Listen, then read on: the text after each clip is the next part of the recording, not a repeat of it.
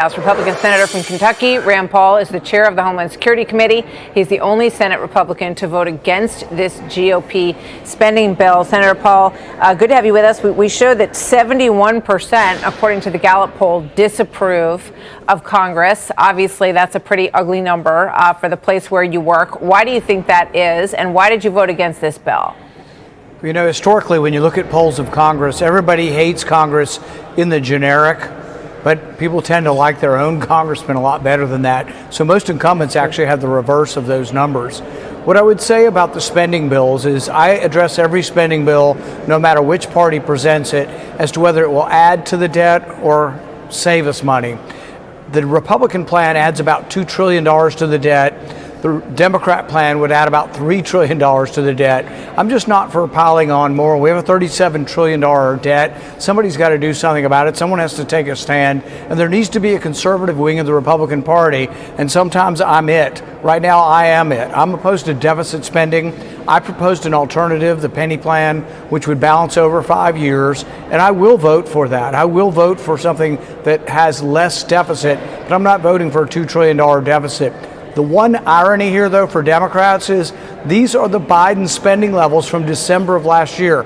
Every Democrat in the Senate voted for this bill last year before they voted against it today. That's right.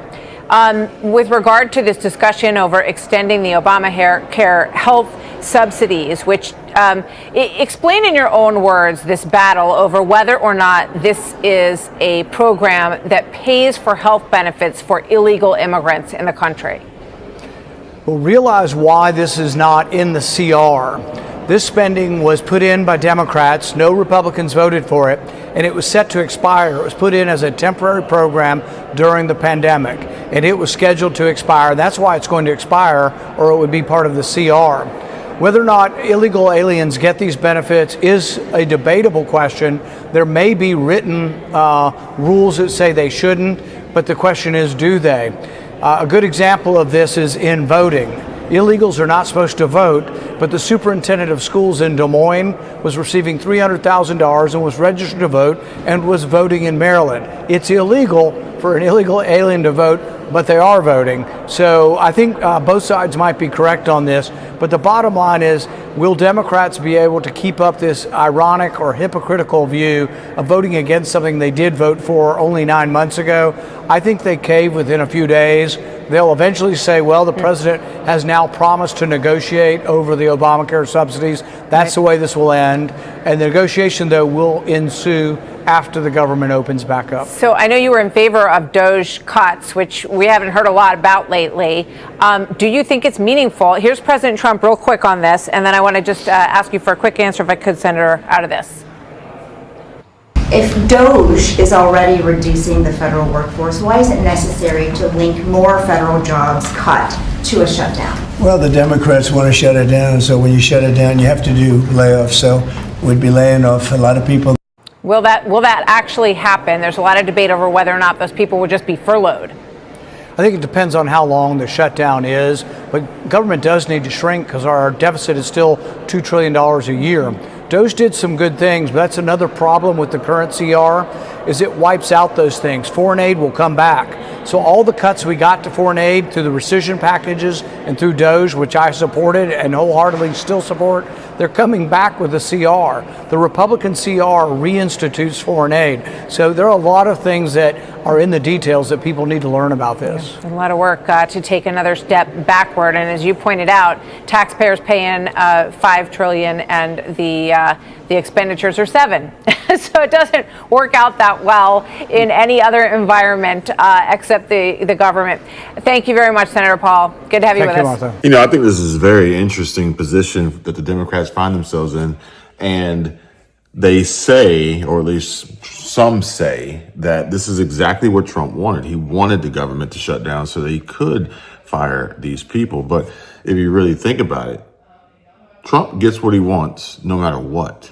Either he gets the Democrats to sign off on the CR that he wants, or he gets the government shut down, which it is currently, and he gets to fire the people that he wants. So there is no scenario here where the Democrats can actually win unless Trump turns into a taco and caves. I don't really see that happening, but anything's possible. There was an OMB memo going around suggesting that there might be firings during the shutdown. Do you think that will happen if the shutdown goes for a little bit of time, sir? Well, there could be firings, and that's their fault. And it could also be other things. I mean, we could cut projects that they wanted, favorite projects, and they'd be permanently cut. So you could say, a lot of people are saying Trump wanted this, that I wanted this closing, and I didn't want it. But a lot of people are saying it because I'm allowed to cut things that should have never been approved in the first place. And I will probably do that. Yeah, 5D chess, playing with the master here, folks. And what I do want to point out here is Rand Paul had pointed out these are Biden era budget numbers. And it goes actually a little bit deeper than that, as Rapid Response 47 shares. Nearly every Democrat voted for continuing resolutions 13 times under Biden, typically routine, bipartisan mechanisms to keep government open as Congress works on final budgets. Except this time, radical left Democrats shut it all down over free health care for illegals. Everybody wants to know, why would he do that? Because, gosh, Chuck Schumer's the leader of the Democrats. He's been in Washington for decades, and he's always gone out and given these long speeches about how government shutdowns are dangerous and selfish and destructive. Well, they still are, but he's changed his tune. Why? And here's the simple fact. Vice President J.D. Vance said it very clearly today. I've been saying it on interviews.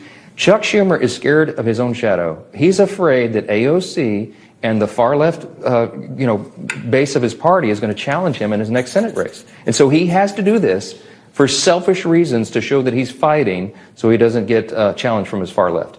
Picture this. It's a crisp fall day. And, well, it will be soon, but I think we got a couple more days until fall actually begins. But it's a crisp fall day, and you're planning for the year ahead. As a retiree, you've earned the peace of mind that comes with knowing your health care is secure. But with Medicare's open enrollment just around the corner, October 15 through December 7, now is the time to act. Nearly 70 million Americans rely on Medicare, and the choices you make in the next few weeks could save you thousands. Ensure your doctors stay in network and cover the medications you need. Don't let this opportunity slip away. Call Chapter for free, expert Medicare advice, and make the most of your coverage. Take John, for example, a 70-year-old retiree who thought his Medicare Advantage plan was good enough. Last year, he skipped reviewing his plan during open enrollment, only to discover in January that his prescription copays had doubled 200%, and his favorite specialist was no longer in network. A quick call to Chapter and their Medicare advisor could have helped John switch to a plan with lower costs and a broader provider network, saving him stress and money. This year, John's not taking any chances. He's reaching out to Chapter to review his options. And why does this matter? Well, because Medicare plans change every year. Premiums, deductibles, drug formularies, and provider networks shift, and small changes can add up to big costs. For 2025, there's big news. Medicare drug plans now have a $2,000 cap on out-of-pocket costs, a game changer for so many folks out there. But with Part B premiums rising and the value-based insurance design VBID program ending, some Medicare Advantage plans may drop extras like dental or vision. And your annual notice of change arriving soon in the mail, so keep an eye out for that, is your roadmap to these updates. But navigating it can definitely feel overwhelming, especially based on what people have been telling me. And that's where Chapter comes in. Whether you're happy with your current plan or exploring new options, Chapter's experts can guide you through the maze of Medicare choices. Original Medicare or Medicare Advantage, where Original Medicare offers flexibility to see any provider accepting Medicare but requires separate Part D and Medigap plans, which can get extremely pricey, while Medicare Advantage bundles hospital, outpatient, and often drug coverage, sometimes with extras like hearing or transportation, but then you're limited to in-network providers. With Chapter's free advice, you'll understand which plan fits your health needs and budget. Don't wait until December 7 to act. Time is short and the stakes are high. Healthcare costs can eat into your savings, but a quick call to Chapter can ensure you're not overpaying or missing out on benefits. Call Chapter today at 270-467-2426 for free personalized Medicare guidance. Like the fall seasons, changing leaves this autumn, this season is your chance to refresh your coverage and secure your future.